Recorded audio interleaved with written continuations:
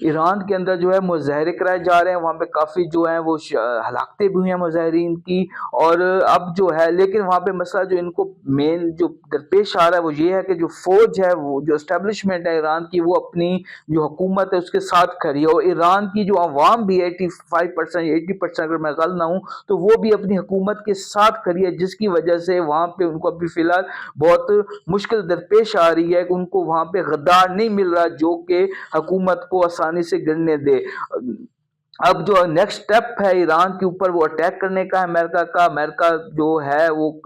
کنکلوڈڈ جو ان کی فوجی تنصیبات ہوں گی ان کو نشانہ بنائے گا، صدارتی محل کو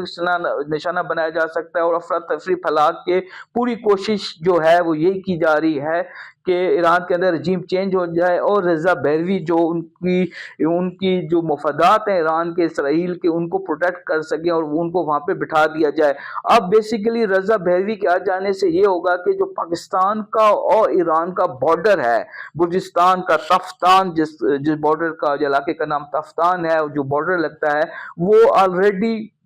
وہاں پہ بی ایل اے ہے، وہاں پہ راہ جو ہے وہ بہت زیادہ انوالو ہے، تو موساد بھی اس بارڈر پہ آگے بیٹھ جائے گا جو اسرائیل کی جاسوس ایجنسی ہے۔ تو اس سے یہ ہوگا کہ پاکستان کی جو سیکورٹی ہے، اب ایک انڈیا والی سائڈ پہ تو تھریڈ ہے ہی ہے، اب